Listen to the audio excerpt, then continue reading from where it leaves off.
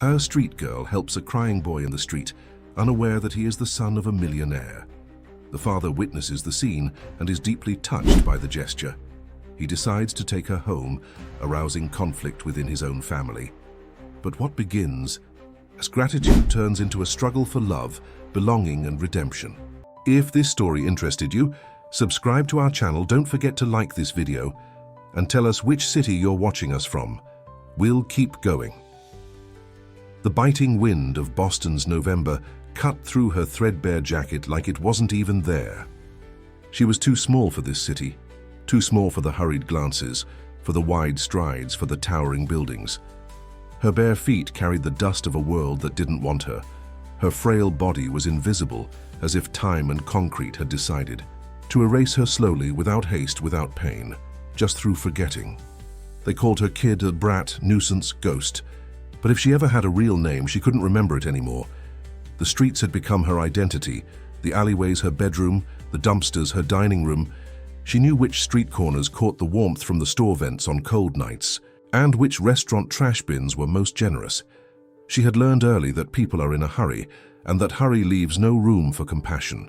She refused handouts, not out of pride, but out of instinct. There was something inside her older than hunger, a need to be respected, not tolerated. Her eyes said everything. Two deep wells of pain, vigilance, and somewhere in their depths, a spark of hope that stubbornly refused to die. Beacon Hill towered above her, its elegant brownstones housing families who would never know what it felt like to sleep on cold concrete. Sometimes she would stand across the street from the bay windows, watching families gather for dinner, their faces illuminated by warm light. She didn't feel envy, just a distant wonder, like observing creatures from another planet.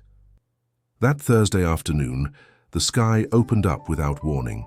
Rain pelted the sidewalks, sending pedestrians scurrying for cover, newspapers held over heads, expensive shoes dodging puddles. She took shelter under the awning of a coffee shop, pressing herself against the wall to avoid the manager's inevitable shooing motion when he noticed her. From here, she could smell the pastries and coffee, a torment that had become so familiar. It was almost comforting. That's when she saw him, a boy about her age, maybe 8 or 9, running down the sidewalk. Well-dressed, new sneakers, a backpack that wasn't frayed at the edges. He was laughing, racing the raindrops, until his foot caught on an uneven piece of sidewalk. He went down hard, knee first against the wet concrete. She watched as people passed by. A woman in a business suit glanced down, hesitated, then hurried on. A man with an umbrella sidestepped the fallen boy without breaking stride. The boy sat up, his face contorting as he examined his bleeding knee. Before she could think about what she was doing, she darted out from under the awning. The rain immediately soaked through her clothes as she approached him carefully, crouching beside him. From her pocket, she pulled out an old but clean handkerchief, one of her few possessions. With practiced gentleness, she wiped away the blood and dirt from his knee. The boy stared at her, surprised but not afraid. "That hurts," he said, his voice catching.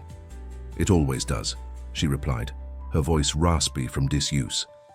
She noticed his shoelaces had come undone, perhaps what had caused him to trip. With small, nimble fingers, she tied them securely. "My name's Ethan," he offered, watching her curiously. "What's yours?" She just shrugged, continuing her work on his knee. "Don't you have a name?" he pressed. "Not anymore," she answered simply. "Ethan!" A deep voice called from down the street. A tall man was striding toward them, concern etched across his face. Michael Crawford moved with purpose, his broad shoulders tense under his expensive coat. He had been waiting in the car just around the corner, checking emails while Ethan ran ahead to the bakery they frequently visited. When his son hadn't appeared after a few minutes, he'd gone looking. "Dad, I fell, but she helped me," Ethan explained, as his father reached them. Michael looked at the small, soaked figure crouched beside his son. Her clothes hung from her thin frame, and her dark hair was plastered to her face from the rain. But what struck him were her eyes, too old for her young face, cautious and intelligent. "Thank you for helping my son," he said, his voice softer than his appearance would suggest. She nodded once, already backing away. People like him made her nervous. Men in expensive coats who drove expensive cars and lived in expensive houses. They were unpredictable. Sometimes they gave money and sometimes they called the police. "Wait," Ethan called out. "Dad, she's all wet and she doesn't have a name." Michael frowned, studying the girl more carefully. No adult in sight. No proper clothing for the weather. The realization of what he was seeing hit him like a physical blow. "Where are your parents?" he asked, though he suspected the answer. She just stared back, neither defiant nor pleading, just waiting. "Are you hungry?" Michael tried again. A slight nod, the first real response. "Dad, can we take her to get something to eat, please?" Ethan was already standing, seemingly forgetting about his injured knee and his newfound concern for the girl. Michael hesitated. He was the CEO of Crawford Architecture, a man who made split-second decisions worth millions of dollars. But this wasn't business. This was messier. The professional part of his brain told him to call social services and let them handle it. The human part, the part that had been increasingly silent since Claire's passing, stirred uncomfortably. "Come on," he found himself saying. "There's a cafe right around the corner. Let's get you both dry and get some food." The girl didn't. Move trust wasn't something she gave easily. It had been beaten out of her by experience. "Please," Ethan added, holding out his hand to her. "They have the best hot chocolate in Boston. Dad says so." Something in the boy's earnest face made her relent. She nodded again and followed them, keeping a careful distance, ready to run if needed. The rain continued to fall, washing the streets clean of everything except her footprints, which followed hesitantly behind the confident strides of the man and his son. Inside the cafe, the warmth hit her like a wall. The smells were overwhelming, coffee and cinnamon and bread. Her stomach clenched painfully in response. She remained by the door while Michael ordered, her eyes tracking every exit, every potential threat. "Here," Michael said, returning with a tray. "Hot chocolate, a sandwich, and some soup. Sit down and eat." She perched on the edge of the chair, watching them warily as Ethan chatted excitedly about school and his upcoming baseball game. Michael nodded at appropriate intervals, but his attention kept returning to the girl. She ate slowly, deliberately, as if savoring each bite. Or perhaps he realized she was making it last because she didn't know when she'd eat again. "Where do you live?" Michael asked during a lull in Ethan's monologue. The girl's eyes flickered to the window.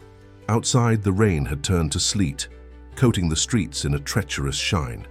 "Nowhere?" Ethan asked, his eyes widening. "Like nowhere at all?" She shrugged again, uncomfortable with the attention. Michael's phone buzzed. A text from Rebecca, his wife of 3 years. "Where are you two? Dinner's getting cold." He glanced at the girl, then at the worsening weather outside, then back at his phone. Another decision to make. Another complication in an already complicated life. Rebecca wouldn't be pleased.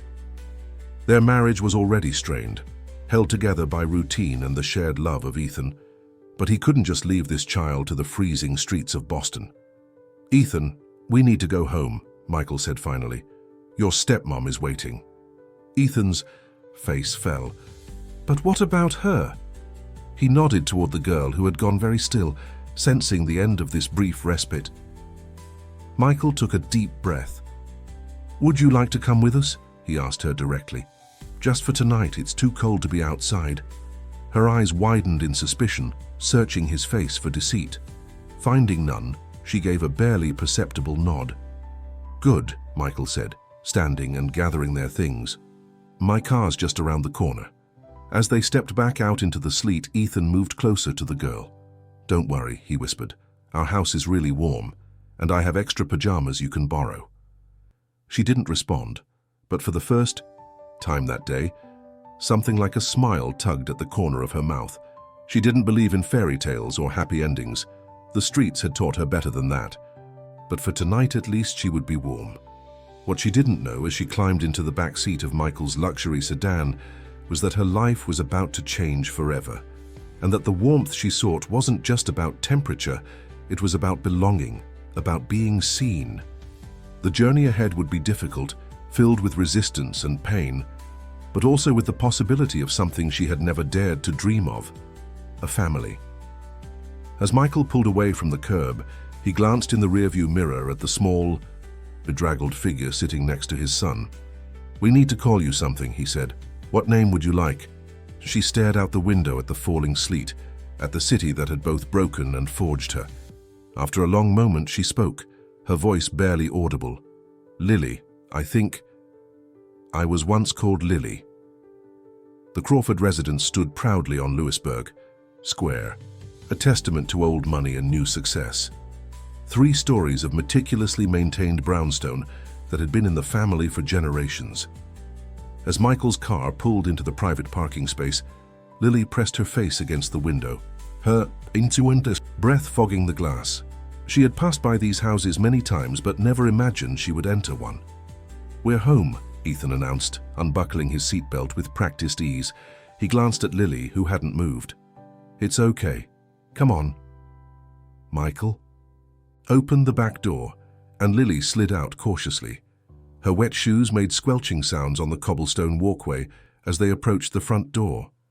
Michael unlocked it, and warm light spilled out onto the steps. The first thing Lily noticed was the smell, cinnamon and roast chicken and something floral. The second was the woman standing in the entryway, her arms crossed over her cream cashmere sweater.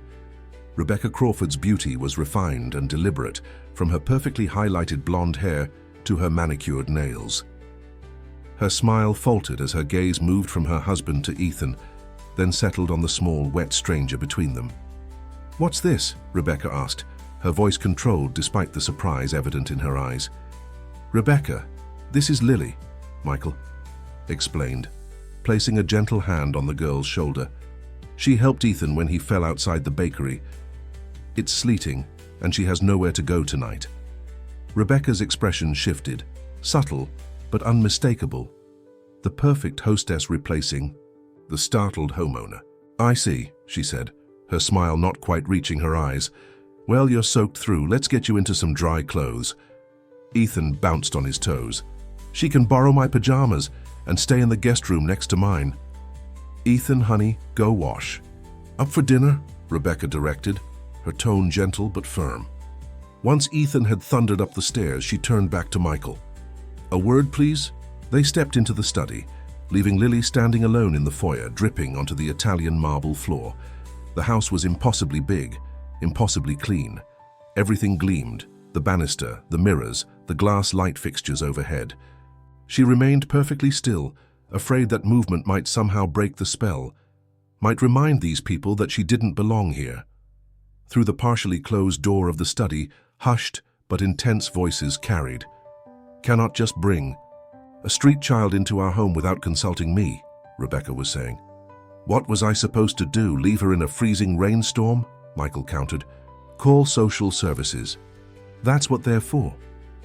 At this hour, they'd just put her in an emergency shelter, which is where she belongs until proper arrangements can be made. One night, Rebecca. She's just a child."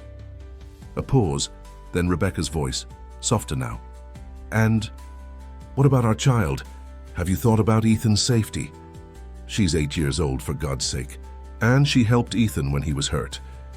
You don't know anything about her, where she's been, what she might be carrying."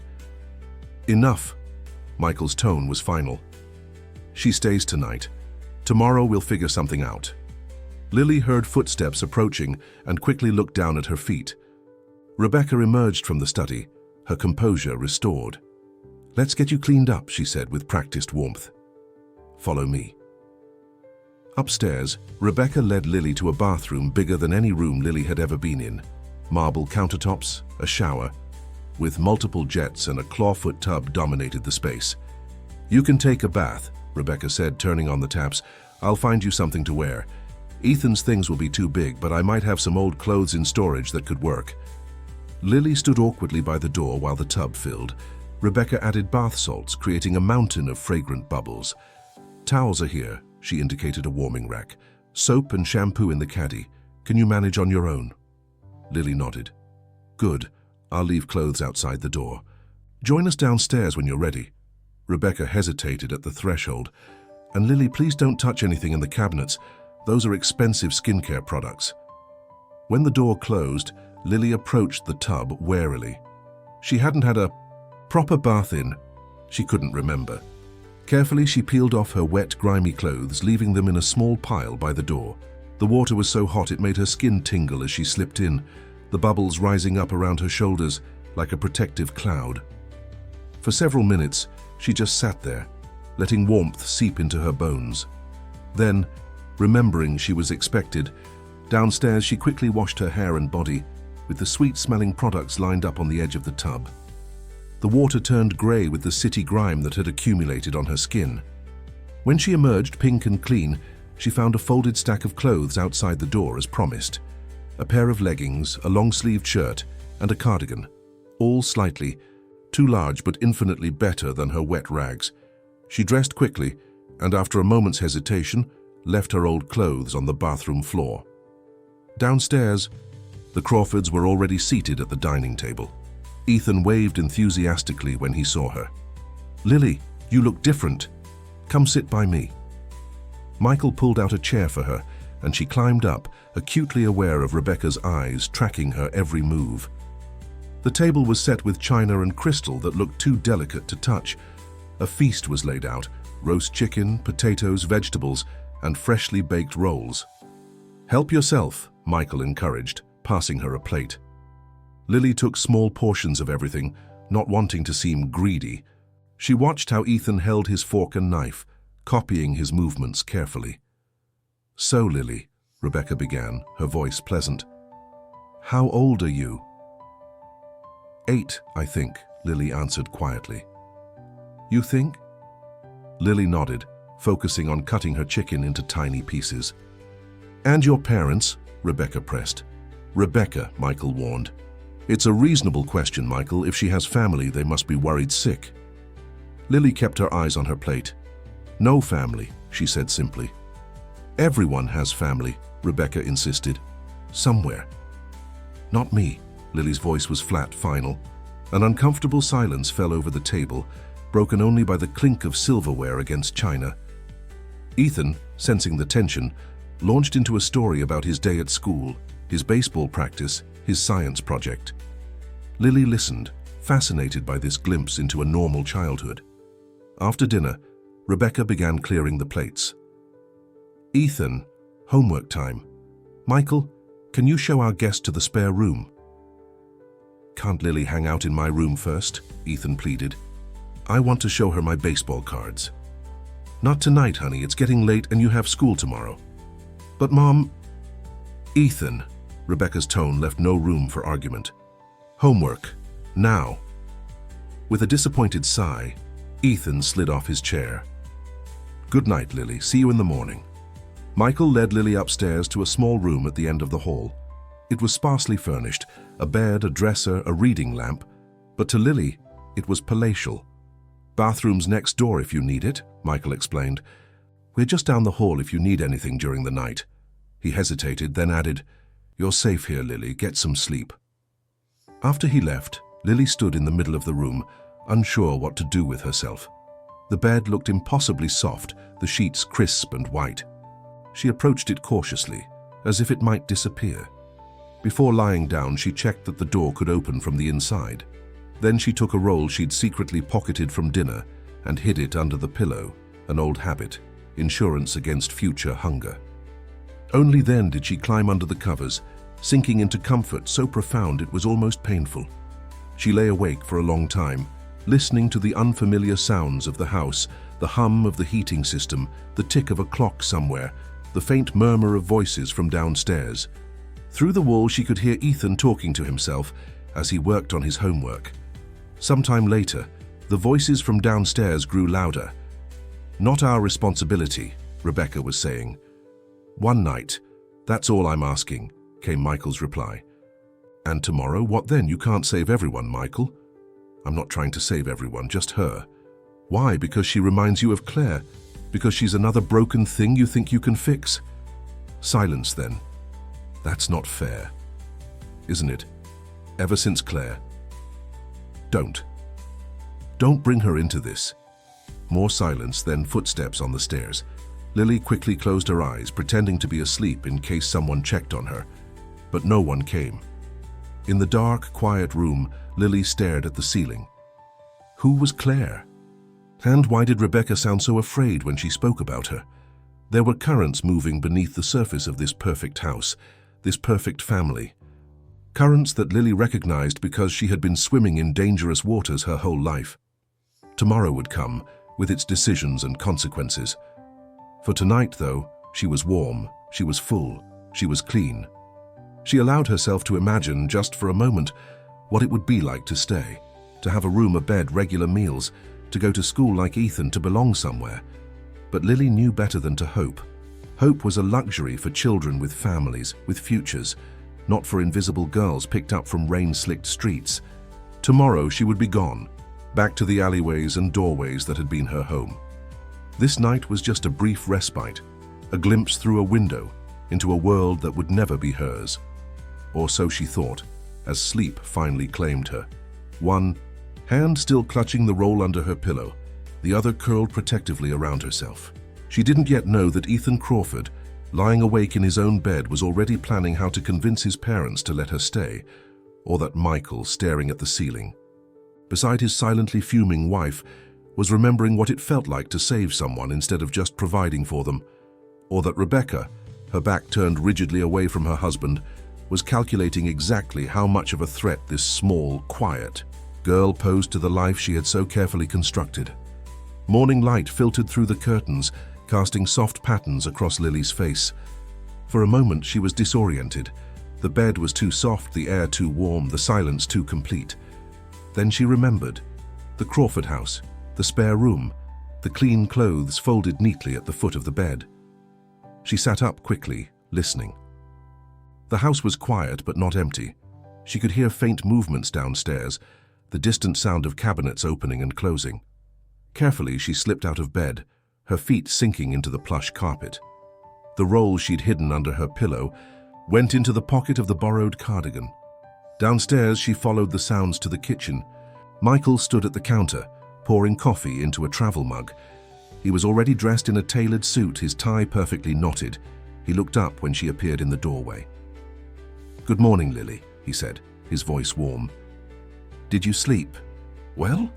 She nodded, hovering uncertainly at the threshold. "Hungry? There's cereal in the pantry, or I can make you some eggs." Before she could answer, rapid footsteps thundered down the stairs, and Ethan burst into the kitchen, still in his pajamas, his hair sticking up in all directions. "Lily, you're still here," he exclaimed, as if he'd been afraid she might have disappeared in the night. "Dad, can Lily come to my baseball game today? It's after school. Coach says I might get to pitch." Michael glanced at his watch. "We'll talk about it later, buddy. Right now you need to get dressed or you'll be late for school." He turned to Lily. "Help yourself to breakfast. Rebecca will be down soon. I've got an early meeting, but I'll be back by mid-afternoon." Ethan was already pulling Lily toward the pantry. "We have like a million kinds of cereal.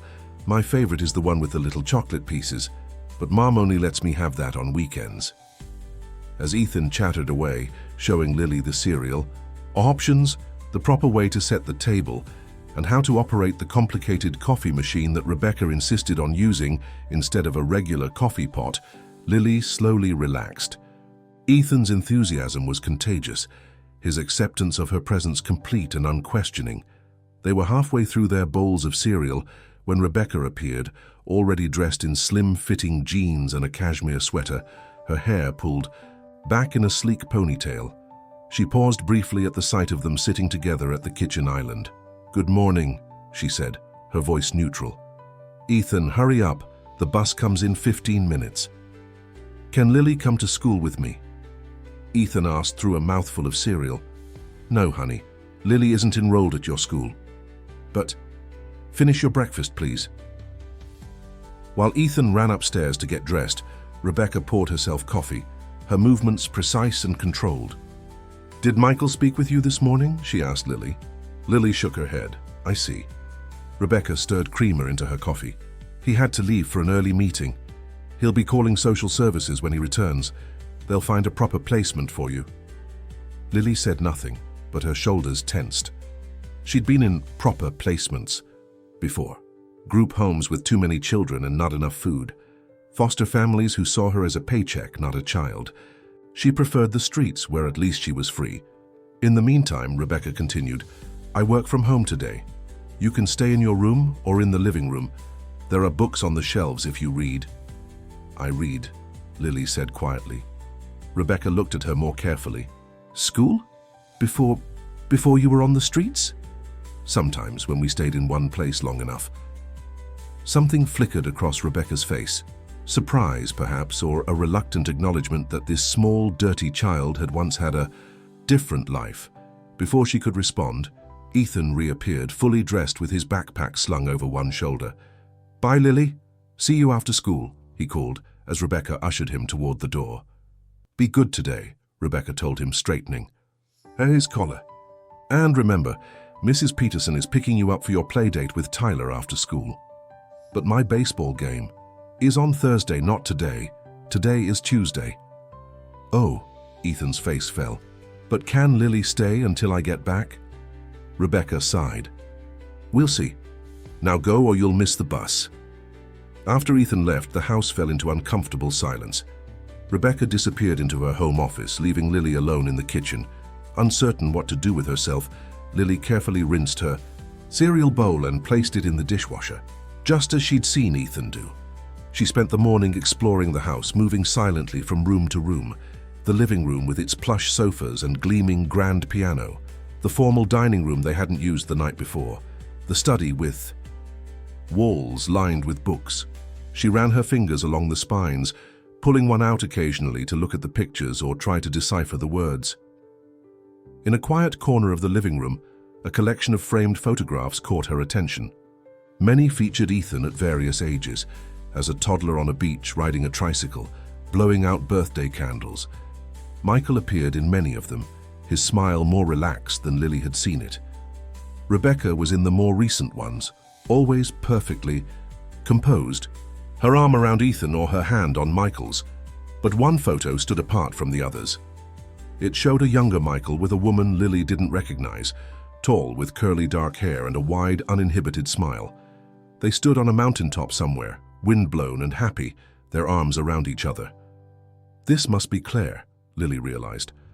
The woman Rebecca had mentioned, whose name had made Michael go quiet. That was taken in Colorado. Lily startled. Rebecca stood in the doorway watching her.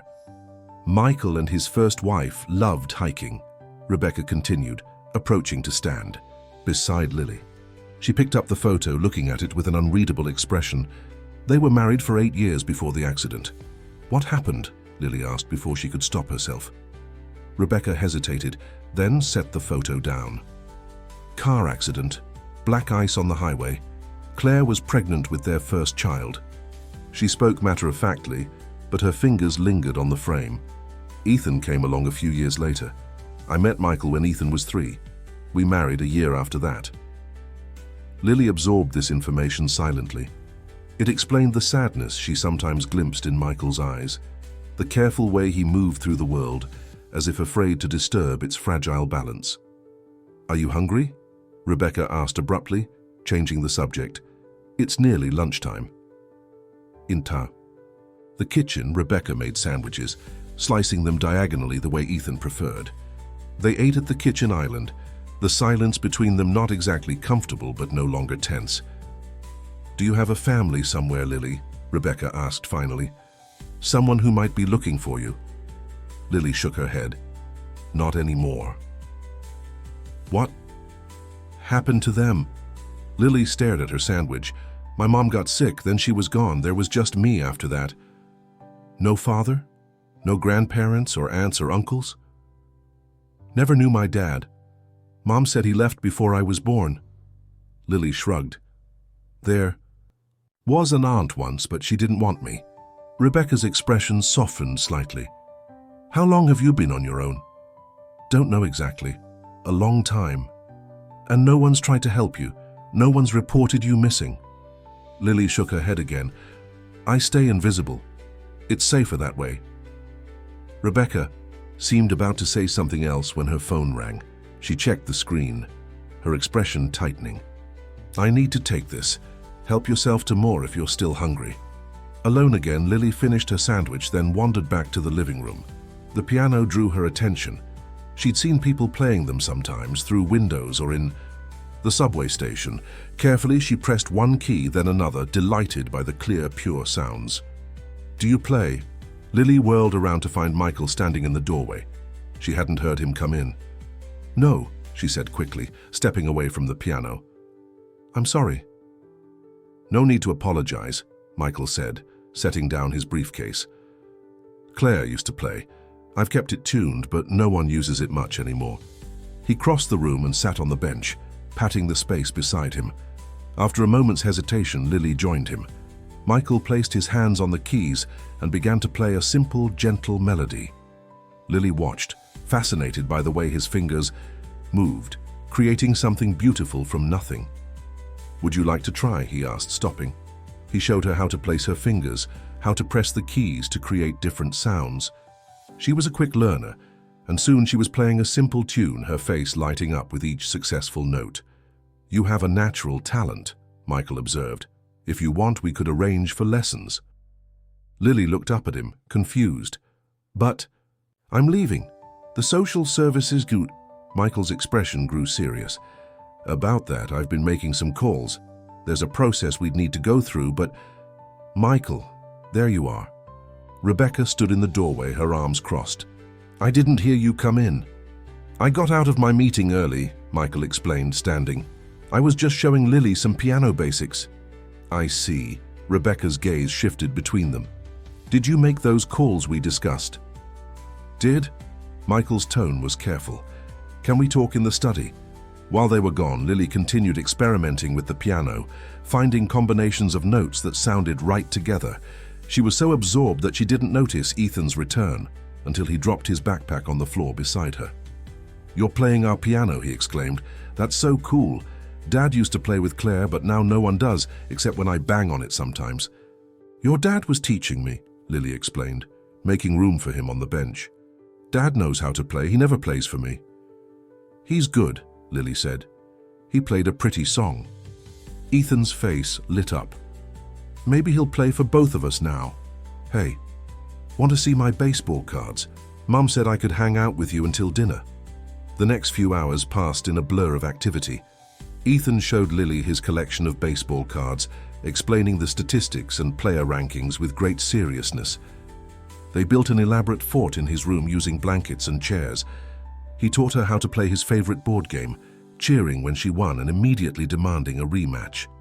Through it all, Lily felt something unfamiliar growing inside her, a warmth, a lightness, a sense of connection she'd almost forgotten. That was possible. Ethan accepted her completely, without questions or conditions. He didn't care where she'd come from or why she had no family. To him, she was just Lily, his new friend. At dinner, the mood was different. Michael seemed distracted. Rebecca tense. Ethan, oblivious to the undercurrents, chatted about his day at school, his playdate with Tyler, and his plans to teach Lily how to pitch a baseball. "Ethan," Michael said during a pause, "Lily might be staying with us for a while longer." Ethan's face lit up. "Really, like forever?" "Not forever," Rebecca interjected quickly. "Just until proper arrangements can be made." "Yeah, but that could take time," Michael continued. "The system is overloaded, and in the meantime, Lily needs a stable environment. So she can stay in the guest room and come to my baseball game Thursday?" Ethan was practically bouncing in his seat. "Yes to both," Michael confirmed, smiling at Lily's stunned expression. "And we'll need to look into getting her registered for school. She can go to my school. Mrs. Davis is the best teacher ever, and my friend Jake has an extra desk next to him that no one uses." As Ethan's excitement bubbled over, Lily watched. Rebecca. Her smile was fixed, her fingers tight around her water glass. She said all the right things about school supplies and proper clothing and doctor's appointments that would need to be scheduled. But her eyes never quite met Lily's, and when she thought no one was looking, her expression hardened into something like fear. Later, as Lily lay in bed in the guest room, her room at least for now, she heard the voices again from downstairs. Rebecca and Michael, their words indistinct but their tones clear. Anger, frustration, pleading. Something about not ready and too soon, and think about Ethan. She didn't understand everything happening in this house, the currents of grief, and resentment that flowed beneath its perfect surface. But she understood enough to know that her presence had disturbed something fragile, had forced these people to confront feelings they'd rather keep buried. For the first time in years, Lily allowed herself to hope. Not for a fairy tale ending, she was too practical for that, but for something simple, a place to belong if only for a little while, a chance to be visible, a chance to matter to someone. Outside her window, Boston continued its nighttime rhythm, indifferent to the small dramas playing out behind closed doors. But inside this house on this night, something had shifted. Boundaries had been redrawn, possibilities had opened. And in the darkness, Lily smiled. Days turned into weeks. Autumn gave way to winter, and Boston's streets disappeared under blankets of snow. Inside the Crawford house, a tentative routine had established itself. Lily attended the same private school as Ethan, placed in a class for children who needed extra academic support. Rebecca had insisted on this, citing Lily's educational gaps, though Michael had argued she was bright enough for regular classes. Each morning, Rebecca drove them to school in her silver Mercedes, her playlist of classical music filling the car. She dropped them off with the same instructions: be good, learn something, make me proud. The words were meant for both children, but her eyes always rested longer on Ethan. Afternoons were spent on homework, supervised by Mrs. Garcia, the housekeeper who came every day at 3. Weekends meant Ethan's baseball games or piano lessons. Michael had indeed arranged for Lily to have formal instruction after seeing her natural talent. The piano teacher, Ms. Abernathy, declared Lily a prodigy after just 3 lessons. She has an ear, Ms. Abernathy told Michael, a gift. She feels the music in a way that can't be taught. Rebecca had been in the kitchen when this assessment was delivered. Later, Lily overheard her telling Michael, "Of course, she's latching onto piano. She knows it's Claire's thing, she's smart, she's figured out how to get to you." Despite these undercurrents, life in the Crawford household had a rhythm, a stability that Lily had never known. She had her own clothing now, her own backpack for school, her own toothbrush in the bathroom. Small things that represented something monumental, permanence. But permanence was an illusion, as Lily well knew. The social worker, Mrs. Patel, visited twice a month, asking questions, taking notes, discussing options and placements, with Michael and Rebecca behind closed doors. Each visit left Rebecca tense and Michael quiet, retreating to his study with a glass of scotch. One Wednesday in December, Lily came home from school to find Rebecca in her bedroom, standing by the dresser with something in her hand. She turned. When Lily entered, her expression unreadable.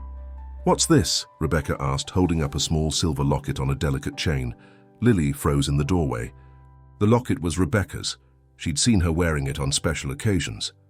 "I don't know," she said carefully. "It was in your drawer, under your socks." Rebecca's voice was controlled, her eyes hard. "This is mine, Lily. It was a gift from my mother." "I didn't put it there," Lily said, her heart racing. "I've never touched it." "Then how did it get in your drawer?" Rebecca took a step closer. "No one else would have any reason to move my jewelry." "I don't know," Lily repeated, her voice smaller now. "I didn't take it." Rebecca studied her for a long moment. "I want to believe you," she said finally, "but you need to understand, things like this can't happen in this house. Trust is essential in a family." "I didn't take it," Lily insisted, her eyes filling with tears despite her best efforts. Rebecca sighed, slipping the locket into her pocket. "We'll discuss this with Michael when he gets home." She moved past Lily, adding, "Stay in your room until dinner, please." Alone, Lily sat on the edge of her bed, her mind racing. Why would Rebecca's locket be in her drawer? She hadn't taken it. She'd never steal from the Crawfords, not after everything they'd done for her. But she knew how this would look to them, to the social worker, to anyone who heard the story. Street kid steals from the family trying to help her. It was the narrative people expected, the one they were waiting for. Dinner that night was a tense affair. Ethan, sensing the atmosphere, tried to fill the silence with stories about his day. but even his cheerful chatter couldn't dispel the cloud hanging over the table. When Ethan went upstairs to finish his homework, Michael turned to Lily. "Rebecca told me what happened," he said, his voice gentle but serious. "I need you to be honest with us, Lily. Did you take the locket?" "No," Lily said, meeting his eyes. "I wouldn't do that." Michael glanced at Rebecca, who was pushing food around her plate without eating. "Is it possible you took it without thinking? Maybe you were admiring it and forgot to put it back?" "I never touched it," Lily insisted. "I've never been in your bedroom or your jewelry box. I wouldn't." "The locket didn't just walk into your drawer by itself," Rebecca said sharply. "And I know Ethan wouldn't have taken it." "I didn't take it," Lily repeated, tears threatening again. Michael sighed, running a hand through his hair. "Okay, let's all take a breath. It's been found, that's what matters. No harm done." "That's not the point, Michael," Rebecca said. "The point is the breach of trust. How can we—" She stopped, glancing at Lily. "We'll discuss this later." Lily was excused from the table, sent back to her room with the weight of suspicion heavy on her shoulders. Through the floor she could hear Rebecca and Michael arguing in the kitchen, their voices rising and falling like waves. "This is exactly what I was afraid of," Rebecca was saying. "You can't just bring a child off the streets and expect everything to be perfect. She's had to survive on her own. Of course she developed certain behaviors." "We don't know that she took it," Michael countered. "And even if she did, we need to understand why. Kids don't steal without reason." "Don't make excuses for her," Rebecca snapped. "This is our home, Michael. I have a right to feel safe in my own home." "She's a child, Rebecca. A child who's been through more than we can imagine." "And what about our child? What about Ethan? What example does this set for him?" The argument continued, but Lily stopped listening. She crawled into bed, fully clothed, pulling the covers over her head, as if they could shield her from what was happening. She hadn't taken the locket, but she knew with the certainty of someone who had seen the worst of humanity that it didn't matter. The truth was less important than what people believed, and Rebecca believed she was a thief. The next morning, breakfast was subdued. Ethan, picking up on the tension, kept shooting worried glances between his parents and Lily. Rebecca announced she had errands to run and wouldn't be driving them to school. "I'll take them," Michael said, checking his watch. "I can move my first meeting." In the car, after they dropped Ethan off at his classroom, Michael turned to Lily. "I believe you," he said simply. "About the locket." Lily looked at him, surprised. "Rebecca's been under a lot of stress lately," he continued. "Her mother's been ill, and work has been demanding. The locket is special to her, and she was upset when she couldn't find it. But I know you wouldn't take it." "Thank you," Lily whispered, relief washing over her. Michael smiled, the first genuine smile she'd seen from him in days. "You're part of our family now, Lily. That means we trust each other. Now go learn something amazing, okay?" Family. The word echoed in Lily's mind as she walked to her classroom. She'd never had a family before, not one she could remember anyway. Was that what they were becoming? Was that even possible? The day passed in a blur of lessons and activities. Lily excelled in math and music, but struggled with reading. The words sometimes jumbled themselves on the page, making her head hurt. Her teacher, Mrs. Reynolds, had been working with her one-on-one, and slowly the letters were becoming more cooperative. When the final bell rang, Lily gathered her things and headed to the front of the school where Mrs. Garcia usually waited. But today it was Rebecca who stood by the car, her sunglasses hiding her eyes. "Where's Mrs. Garcia?" Lily asked as she approached, suddenly wary. "I finished my errands early," Rebecca explained, opening the passenger door. "Ethan has a dentist appointment, so it's just us heading home." The drive was silent. Rebecca focused on the road, Lily staring out the window at the snow-covered streets. When they arrived home, Rebecca unlocked the door and gestured for Lily to go inside. "I need to make some calls," she said, heading toward her office. "Help yourself to a snack if you're hungry." Alone in the kitchen, Lily took an apple from the fruit bowl and went upstairs to start her homework. She was halfway through a math worksheet when she heard a sharp cry from Rebecca's bedroom. No, no, no. Rebecca's voice was distressed. Lily hesitated, then stepped into the hallway. Rebecca, are you okay? Rebecca appeared in her doorway, her face pale. My pearl earrings, she said. The ones Michael gave me for our anniversary. They're gone. Lily's stomach dropped. Don't, Rebecca cut her off. Just don't, Lily, I've had enough. She brushed past Lily and went downstairs, her phone already in her hand. An hour later, Michael arrived home, his expression grim. He found Lily in her room, curled up on the window seat, watching the snow fall. Rebecca called me, he said, sitting beside her. She's very upset about her earrings. I didn't take them, Lily said automatically. I haven't been in your room. Michael was quiet for a moment. I want to believe you, Lily, but this is the second time something valuable has gone missing. It's difficult to ignore the pattern. But I didn't do it, Lily insisted, tears spilling now. Why would I? You've given me everything, food, clothes, a home. Why would I steal from you? Michael sighed, looking suddenly tired. Sometimes people do things for reasons they don't fully understand, especially when they've been through trauma. It's not about need, it's about security, maybe. Having something to hold on to if everything else disappears. That's not me, Lily said fiercely. I'm not a thief. Lily, Michael's voice was gentle but firm. If you took the earrings, you can tell me. We can work through this together, but I need the truth. I am telling the truth. Lily stood up, her small frame shaking. I didn't take the locket, and I didn't take the earrings. Why doesn't anyone believe me? Before Michael could respond, Rebecca appeared in the doorway. I found them, she said, her voice oddly flat. The earrings. They were in the bathroom, in the drawer with my makeup. See, Lily said, relief flooding her. I told you I didn't take them. But Rebecca wasn't looking at her. Mrs. Patel is coming tomorrow, she told Michael. I called her this afternoon. We need to discuss Lily's situation.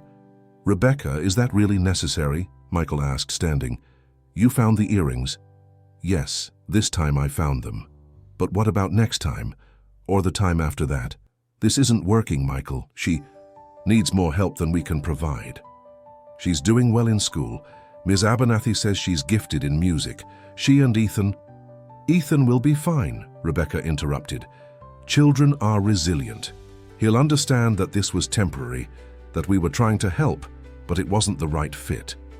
Right fit, Michael repeated, his voice rising. She's a child, Rebecca, not a pair of shoes we can return if they pinch. That's not fair, and you know it. Rebecca's eyes flashed. I've tried, Michael. For weeks, I've tried.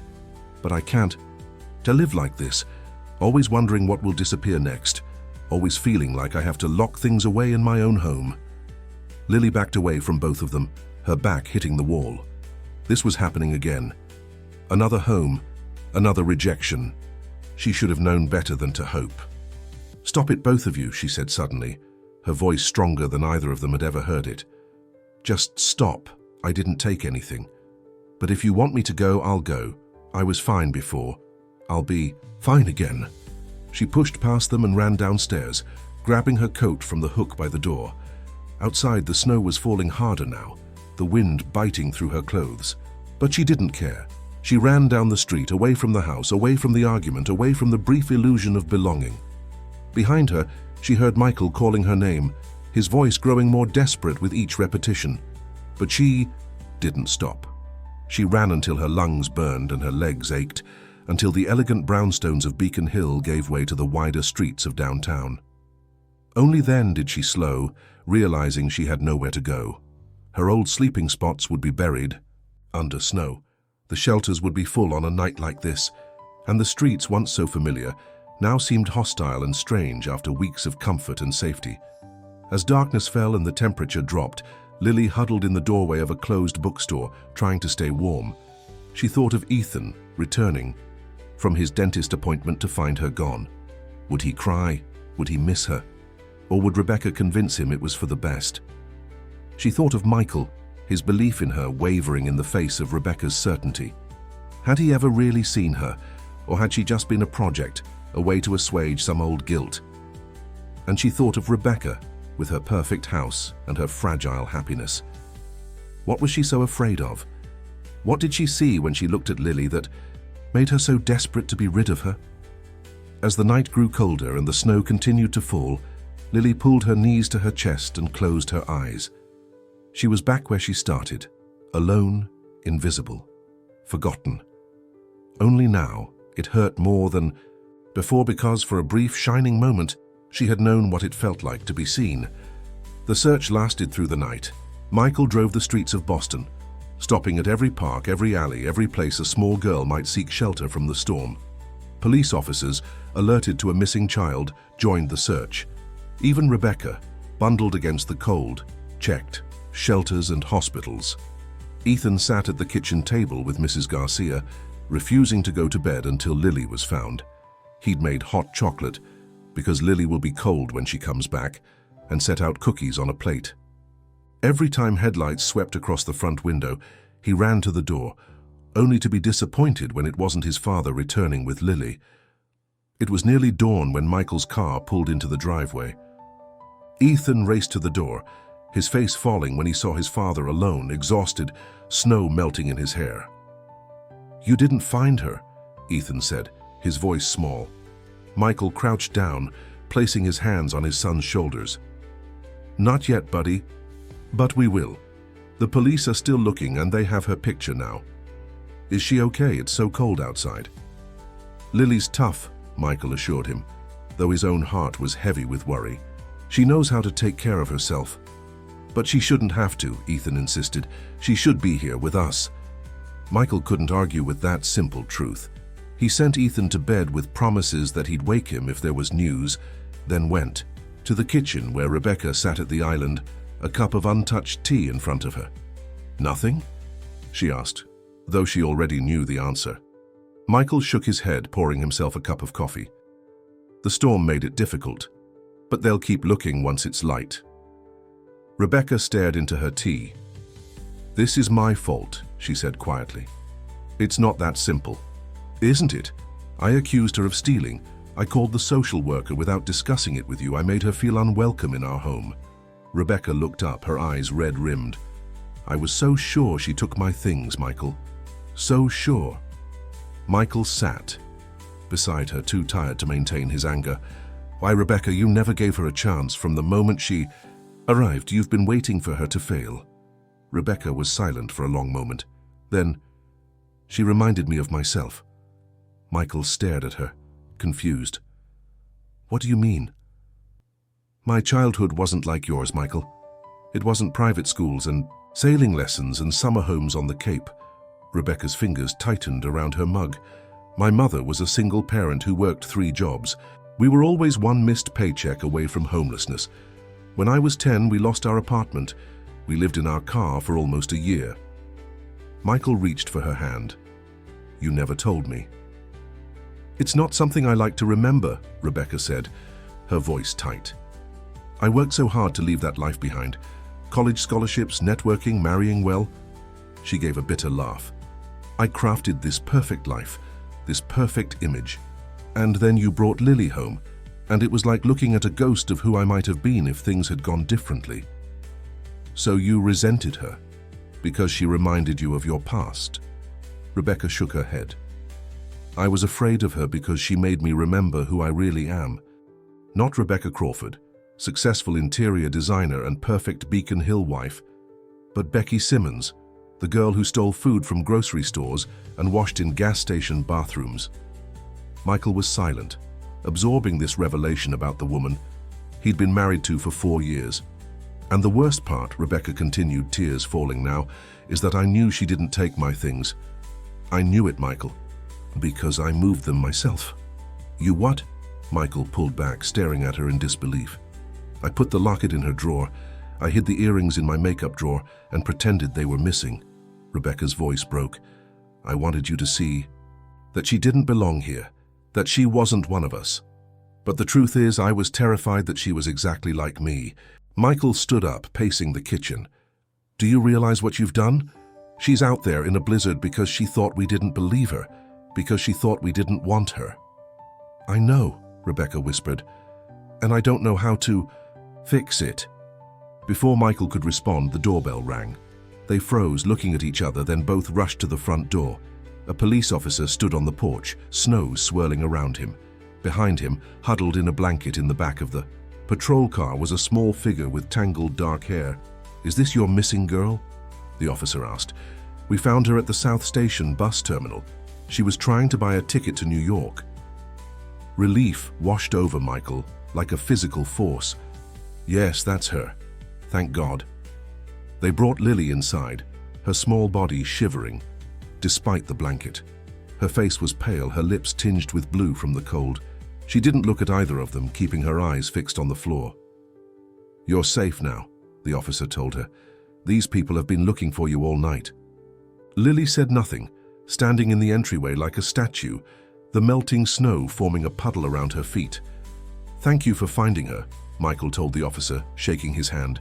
"We can't tell you how worried we were." After the officer left, an uncomfortable silence filled the house.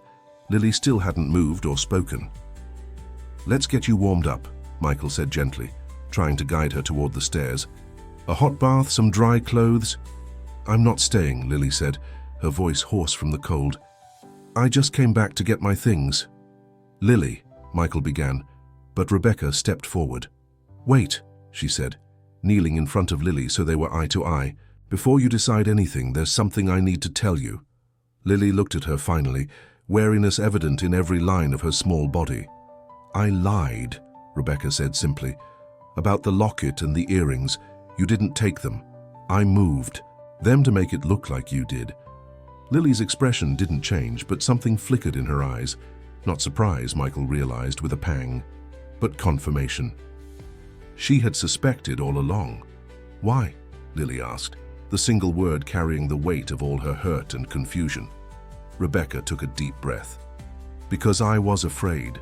Not of you, but of what you represented, of the memories you brought back." She glanced at Michael, then back at Lily. "When I was a little younger than you, my mother and I were homeless. We lived in our car, in shelters, sometimes on the street. I was hungry and scared and angry, just like you've been." Lily's posture shifted slightly, surprise registering on her face. "I worked so hard to forget that time, to become someone else," Rebecca continued, "and when Michael brought you home, it was like my past had come back to haunt me. I was afraid that if we kept you, I'd have to face who I really am. And I was afraid that if they knew the truth about me, they wouldn't want me anymore." "That's not true," Michael interjected, placing a hand on Rebecca's shoulder. "Your past doesn't define you, Rebecca. It's part of you, but it's not all of you." "I know that now," Rebecca said, her eyes still on Lily. "And I need you to know that I'm sorry. What I did was wrong and cruel, and you didn't deserve it. No child deserves to feel unwanted or disbelieved." Lily stood very still, processing these words. Then, to both their surprise, she asked, "Were you scared when you were homeless?" Rebecca nodded, tears spilling down her cheeks. "Terrified every day." "Me too," Lily whispered. "Every day." A silent understanding passed between them, a recognition of shared experience that transcended words. Then, from the top of the stairs, came a cry of joy. "Lily!" Ethan, awakened by the commotion, flew down the stairs and threw his arms around her, nearly knocking her over. "You came back. I knew you would." For the first time since returning, Lily's rigid posture softened. She hugged Ethan back, burying her face in his shoulder. "I made hot chocolate for you," Ethan told her, pulling back to look at her face. "And I saved you cookies. Are you hungry? You must be super hungry." Lily nodded, the ghost of a smile, touching her lips. "Come on," Ethan said, tugging her toward the kitchen. "Mom, Dad, come on, Lily needs breakfast." In the kitchen, they moved in a careful dance around each other. Michael made fresh hot chocolate while Rebecca prepared toast and scrambled eggs. Ethan sat beside Lily at the island, talking non-stop about how worried they'd all been, how even his teacher had joined the search, how he'd stayed up all night waiting for her. Lily ate silently, the warmth and food gradually bringing color back to her cheeks. When she'd finished, Michael sat across from her, his expression serious. "Lily, we want you to stay," he said. "Not temporarily, not as a guest, but as part of our family, permanently." Lily looked from Michael to Rebecca, uncertainty in her eyes. "It's what we all want," Rebecca affirmed, meeting Lily's gaze steadily. "What I should have wanted from the beginning, if I hadn't been so caught up in my own fears." "Like you'd adopt me?" Lily asked, the concept almost too big to grasp. "Yes," Michael said, "if that's what you want, too." Lily was quiet for a long moment. "I thought about leaving," she said finally. "On the bus. Going somewhere no one knew. Me. Starting over." She looked at Ethan, who was watching her with wide, hopeful eyes. "But then I thought about piano lessons and school and Ethan's baseball games." Her gaze shifted to Michael. "And playing chess with you on Sundays." Then, to Rebecca. "And the cookies we baked for Ethan's class." "You thought about us," Rebecca said softly, "even after what happened." Lily nodded. "I didn't want to, but I did." "That's what family is," Michael told her. "The people you think about even when you're angry with them. The people you miss even when you're trying not to." "We want to be your family, Lily," Rebecca said. "Your real family. If you'll give me another chance." Lily looked down at her empty plate, then back up at the three faces watching her. "I want to stay," she said simply. The relief in the room was palpable. Ethan cheered, throwing his arms around Lily again. Michael reached across the island to squeeze her hand, and Rebecca, after a moment's hesitation, came around to stand beside Lily's chair. "May I hug you?" she asked quietly. Lily nodded, and Rebecca enfolded her in a gentle embrace. "Thank you," she whispered into Lily's hair, "for being braver than I was."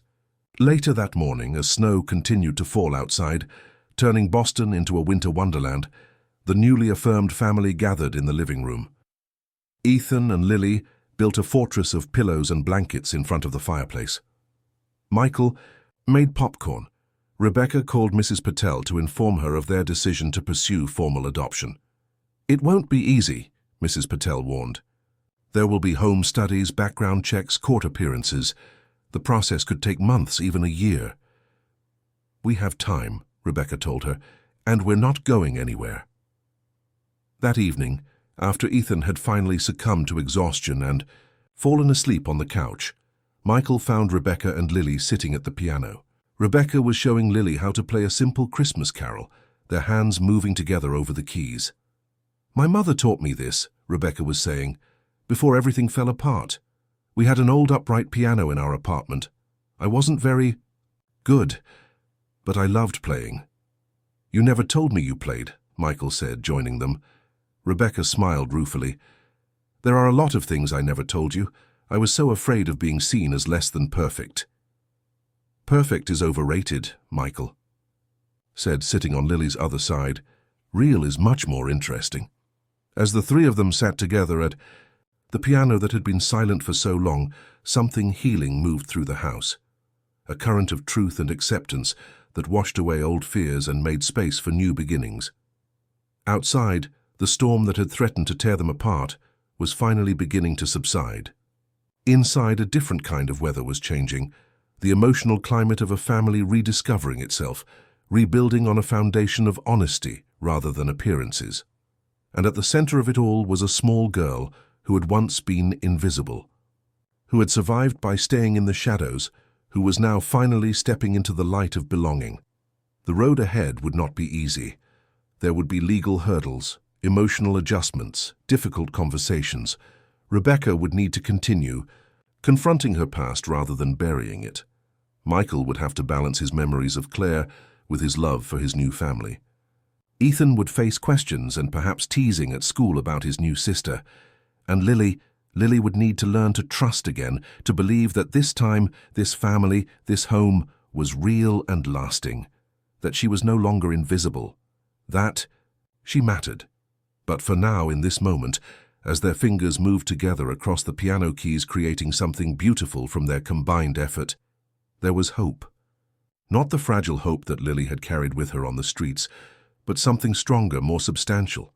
A hope built on truth, on seeing and being seen, on the recognition that family isn't about perfection, it's about belonging, just as you are. Spring came to Boston like a promise fulfilled. The snow melted, revealing crocuses pushing through the soil in the public garden. Trees that had stood bare against winter skies now burst with pale green buds. The city transformed, and with it, the Crawford family. The past 4 months had been a journey of paperwork, court appearances, home studies, and endless meetings. But today, as they climbed the steps of the Suffolk County Courthouse, there was an air of anticipation among them. "Are you nervous?" Ethan asked Lily as they waited outside the judge's chambers. He'd insisted on wearing his best suit for the occasion and had carefully combed his hair without being asked. Lily smoothed down the skirt of her new blue dress. "A little," she admitted. "What if the judge says no?" "He won't," Ethan said with absolute confidence. "Dad says all the reports are positive, and Mrs. Patel is on our side now." Lily nodded, though the flutter in her stomach remained. She'd learned over the past months that happy endings weren't guaranteed, even when everything seemed to be going well. Life had taught her caution.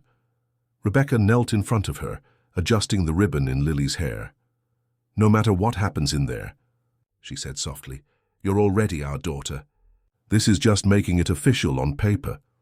Lily searched Rebecca's face, finding only sincerity in her eyes. Their relationship had been a slow, careful rebuilding of trust. There had been difficult conversations, moments of retreat on both sides, but also breakthroughs. Rebecca had started sharing stories from her past, not just the painful ones, but the happy memories too, the ones she'd buried along with the hurt. And Lily had begun to believe that Rebecca truly wanted her there, not just for Michael and Ethan's sake, but for her own. "Crawford family?" A court officer appeared in the doorway. "Judge Hernandez is ready for you now." The adoption hearing was brief but meaningful. Judge Hernandez, a kind-faced woman with silver-streaked hair, asked Lily if she understood what adoption meant, if this was what she wanted. Lily's yes was clear and certain. The judge asked Michael and Rebecca if they were committed to providing Lily with a loving home, to treating her as their own child in all ways. "We are," they answered in unison. "And, young man," the judge addressed Ethan, "how do you feel about gaining a sister today?" Ethan beamed. "I already have a sister," he said simply. "We're just waiting for you to make it official." Judge Hernandez smiled. "Well, I see no reason to keep you waiting any longer." She signed the documents in front of her with a flourish. "By the power vested in me by the Commonwealth of Massachusetts, I hereby declare Lily to be the legal daughter of Michael and Rebecca Crawford, with all the rights and privileges thereof. Congratulations, Lily Crawford. You are officially part of this family." Applause broke out in the small chamber. Mrs. Patel wiped away tears. Michael hugged Lily tightly, whispering, "Welcome home. Officially." Ethan bounced in place, shouting, "She's my sister for real." And Rebecca, who had maintained her composure throughout the proceedings, finally broke down, pulling Lily into a fierce embrace. "Thank you," she whispered, "for giving me the chance to be your mother." Later, the celebration lunch at their favorite restaurant near Boston Common, Lily sat surrounded by her new extended family. Michael's parents had flown in from California for the occasion. Rebecca's mother, frail but determined, had come from Florida. Ethan's friends from school and their parents. Lily's piano teacher, Ms. Abernathy. Even some of Lily's classmates with whom she'd formed tentative friendships over the past months. As plates of pasta and pizza were passed around the long table, Michael stood and tapped his glass. "For attention. I want to thank everyone for being here today to celebrate this special occasion," he began. "Family isn't always about blood. Sometimes it's about who you choose and who chooses you back." He looked at Lily, his eyes bright with emotion. "Lily, you chose us even when we made it difficult. You saw something in us worth believing in.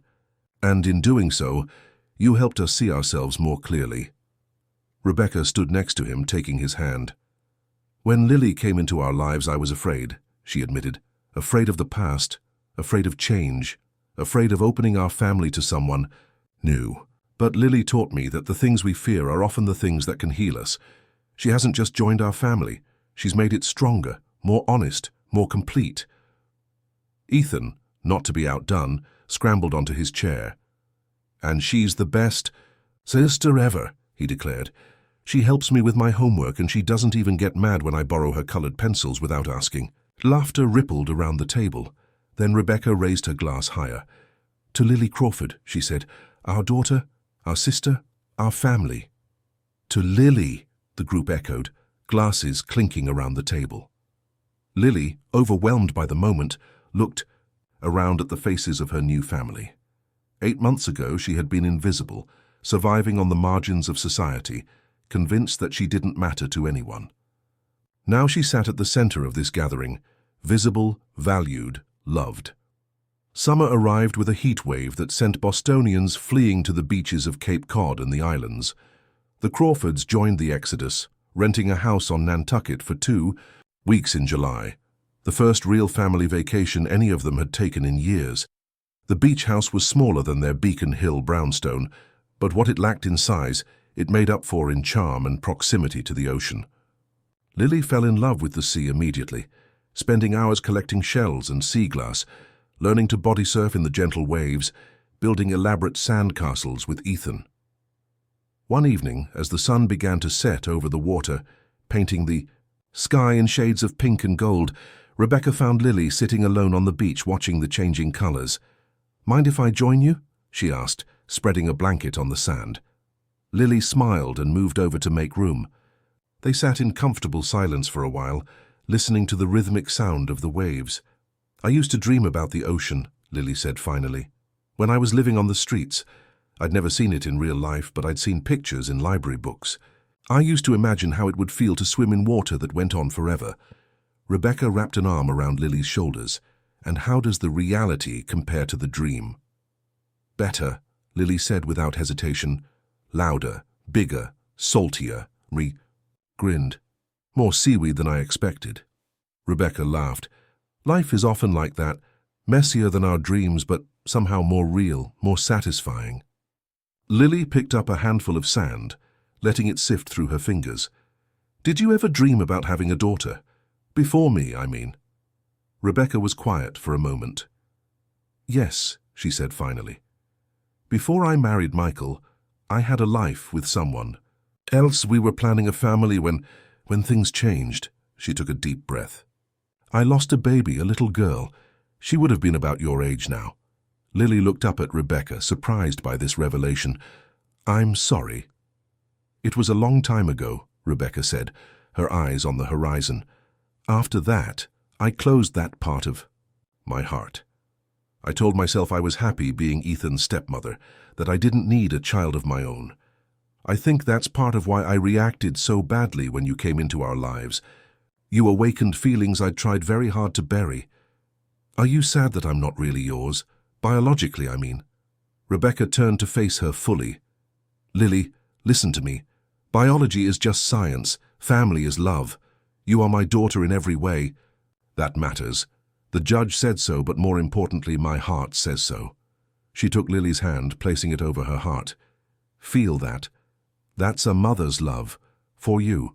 No DNA test required." Lily leaned into Rebecca's side, and together they watched as the first stars appeared in the darkening sky. Later that night, as the family played a heated game of Monopoly in the beach house living room, the sound of laughter filling the small space, Lily looked around at the 3 people who had become her world. Michael, strategic and thoughtful, carefully counting his money. Rebecca, competitive and animated, negotiating property trades. Ethan, impulsive and joyful, celebrating each roll of the dice as an adventure. And herself, Lily Crawford, no longer invisible, no longer silent, no longer alone. A daughter, a sister, a member of a family that had chosen her, and that she had chosen in return. The adoption had become official in the spring, but it was here, in this ordinary moment of family game night, that Lily truly felt the permanence of her place in their lives. This wasn't a temporary arrangement that could be revoked. This wasn't conditional on her being perfect or grateful or small. This was real, lasting, unconditional. Fall brought new beginnings. Ethan started middle school, nervous and excited about changing classes and having a locker. Lily, now in 4th grade, had tested out of the special academic support class and joined the regular classroom. Her reading had improved dramatically, though she still sometimes needed help with longer texts. In music, however, she continued to excel, with Ms. Abernathy suggesting she apply to a prestigious weekend program at the New England Conservatory. Rebecca's interior design business was thriving, but she had made changes to her schedule, ensuring she was home when the children returned from school most days. Michael, too, had adjusted his work hours, delegating more responsibilities to his partners, so he could attend Ethan's baseball games and Lily's piano recitals. Their home had changed as well. The formal perfection that had once characterized the Crawford residence had given way to a more lived-in comfort. Ethan's baseball gear often cluttered the hallway. Lily's music sheets spilled across the coffee table. Rebecca's design samples occupied the dining room table more often than not. Michael's beloved first edition books migrated from the study to wherever he was currently reading. It wasn't perfect, but it was real.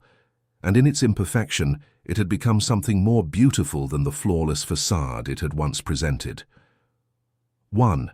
October afternoon, as golden leaves fell from the trees lining Beacon Hill, Lily sat at the piano working on a piece for her upcoming recital. The music flowed from her fingers with increasing confidence, filling the house with its complex harmonies. Michael paused in the doorway, listening. "That sounds wonderful," he said when she finished. "Chopin?" Lily nodded. "Nocturne in E-flat. Major. Ms. Abernathy says it's usually for more advanced students, but she thinks I can handle it." "She's right," Michael said, joining her on the bench.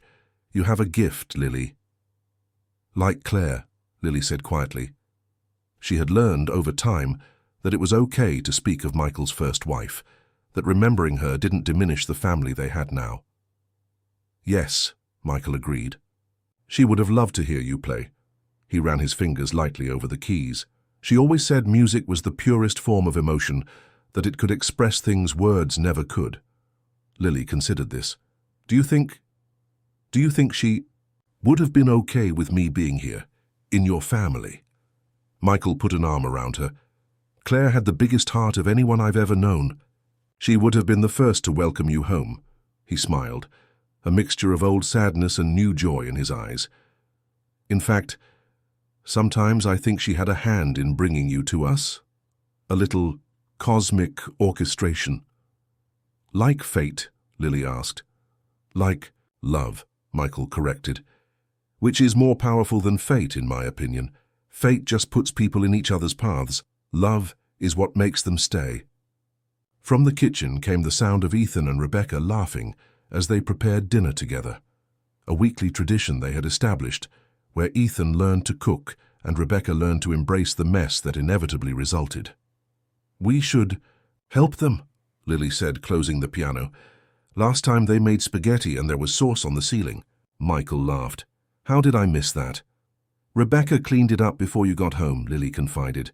"She said some things are better left as family secrets." As they walked toward the kitchen, Michael squeezed Lily's shoulder. "You know, a year ago this house was so quiet. Rebecca and I moved around each other like ghosts. Ethan tried so hard to make everyone happy. We looked like a family, but something was missing." "What?" Lily asked. "Joy," Michael said simply. "The kind of joy that comes from being fully seen and accepted, even the messy parts. Especially the messy parts." In the kitchen, flour dusted every surface. Ethan wore it in his hair like premature gray. Rebecca had a smudge across her cheek. They were attempting to make homemade pizza with varying degrees of success. "We may need to order takeout as backup," Rebecca admitted when she saw Michael and Lily. "The dough is not cooperating." "I think we killed the yeast," Ethan added solemnly. "It was supposed to get all puffy, but it just sat there all sad and flat." "The water was probably too hot," Lily suggested, rolling up her sleeves. "Let me try. I used to watch the bakers through the windows of that place on Charles Street. Together, The four of them salvaged dinner, Lily showing them how to properly knead the dough, Rebecca organizing the toppings, Ethan grating cheese with more enthusiasm than precision, Michael setting the table and opening wine for the adults and sparkling cider for the children. As they sat around the table, eating slightly misshapen but delicious pizza, talking over each other in their eagerness to share the day's events, Lily felt that familiar warmth expand in her chest. This was family, not the idealized version she had imagined during her lonely nights on the streets, but something better, something real, something that had room for mistakes and forgiveness, for hard truths and healing, for the past and the future. The invisible girl had been seen. The unwanted child had been chosen. The broken pieces had come together to form something new and whole. Not perfect. There would still be arguments, misunderstandings, moments of doubt and fear. But perfect had never been the goal. Belonging was. And in this noisy, messy, loving home, Lily Crawford had finally found her place. As the evening wound down, as homework was completed and showers taken, as goodnight hugs were exchanged, Lily stood at her bedroom window, looking out at the city lights. Boston had once been a place of survival for her, a cold and indifferent backdrop to her struggle to exist. Now it was home, filled with familiar streets and favorite places, with school friends and piano lessons, with a past she was no longer running from and a future she was eagerly running toward. Behind her, the door opened softly. Rebecca came in carrying a small box. "I thought you might like to have this," she said, sitting on the edge of Lily's bed. "I found it when I was cleaning out some old things." Lily joined her, taking the box curiously. Inside was a silver locket, the same one that had once been hidden in her drawer, the catalyst for so much pain and eventual healing. "It was my mother's," Rebecca explained. "And before that my grandmother's. I'd like you to have it now." Lily lifted the locket, opening it to find it empty. "There's no picture." "I thought we could choose one together," Rebecca said. "From our vacation, maybe. The four of us on the beach at sunset." Lily closed her hand around the locket, feeling its weight, its significance. "I'd like that." Rebecca helped her fasten it around her neck, then hugged her tightly. "I love you, Lily Crawford," she whispered. "More than I ever thought possible." "I love you too," Lily whispered back, the words still new enough to feel momentous. Later, after Rebecca had gone, Lily lay in bed, her hand curled around the locket. Outside her window, the city continued its nighttime rhythm, car horns and distant sirens, the murmur of pedestrians, the hum of urban life. But inside this house, inside this room, inside this family, there was peace. The little girl who had once been too small for the city, too small for hurried glances and wide strides, and high walls, had found her place. Not by making herself bigger or louder or more demanding, but by being exactly who she was, and by finding people who saw her, truly saw her, and loved what they saw. As sleep claimed her, Lily smiled. Tomorrow would bring school and piano practice, homework and chores, the ordinary rhythm of family life. And in its very ordinariness it was extraordinary, because it was hers, because she belonged. In the darkness the locket gleamed against her nightshirt, empty still but full of promise, like the future stretching out before her, like the heart that had once been closed but now opened wider every day.